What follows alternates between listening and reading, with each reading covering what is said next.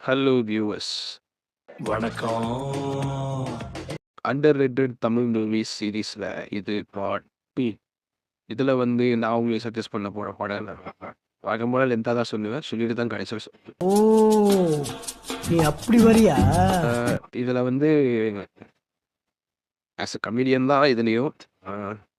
இந்த கமெடியன் வந்து கிட்டத்தட்ட 800 படம் மேலே பண்ணியிருக்காராம். அதாவது 800 படம் மேலே கமெடியனாகவும் பண்ணி ப்ளஸ் வந்து சைடு ஆக்டர் ரோல்ஸாகவும் பண்ணி கிட்டத்தட்ட சார்லி சாப்ளினுக்கு அடுத்து ஒரு ஆள் அப்படின்னா அது இவர் தானா.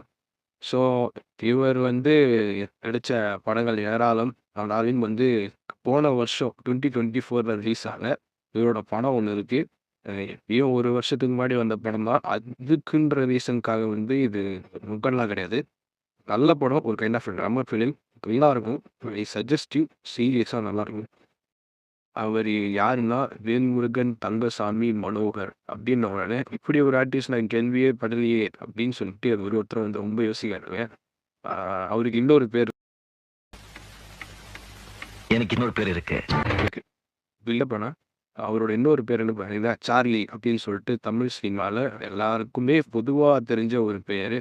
வேல்முருகன் தங்கசாமி மனோகர் தான் அவர் உண்மையான பேர். ஐ திங்க் வேல்முருகன் தங்கசாமி அவரோட ஒரிஜினாலிட்டி நேம், மனோகர்னு சொல்லிட்டு அதுக்கப்புறம் சார்லின்னு நினைக்கிறேன். ஸோ இவர் நடித்து வெளிவந்த அதுவும் ஓடிடியில் மட்டுமே மெயின் ஸ்ட்ரீமான தேட்டரில் ரிலீஸ் ஆகலைங்க படம் லைன்மேன் அப்படின்ற பேர் தான். லைன்மேன் 2024 தமிழ் இதே நேமில் வந்து தெலுங்குல அண்டு கன்னடாவில் 2 லாங்குவேஜில் ரிலீஸ் ஆன லைன்மேன் படம் இருக்குது. அந்த படம் இல்லை. ஸோ இது லைன்மேன் 2024 தமிழில் ரிலீஸ் ஆனது ஆஹால. ஸோ ஆஹால அவைலபிளாக இருக்குது. ஸோ நீங்கள் வேணா ஆன்லைனில் டவுன்லோட் பண்ணி கூட பார்க்கலாம். ஐ சஜஸ்ட் ஒரு நல்ல படம். எந்த படத்தையும் மிஸ் பண்ணிடுறாங்க. அதே மாதிரி அண்டர் ரேட்டட் தமிழ் மூவிஸோட பார்ட் 3ல சந்திக்கலாம். தொடர்ந்து வீடியோஸ் போடுறேன். Until then see you. Cheers.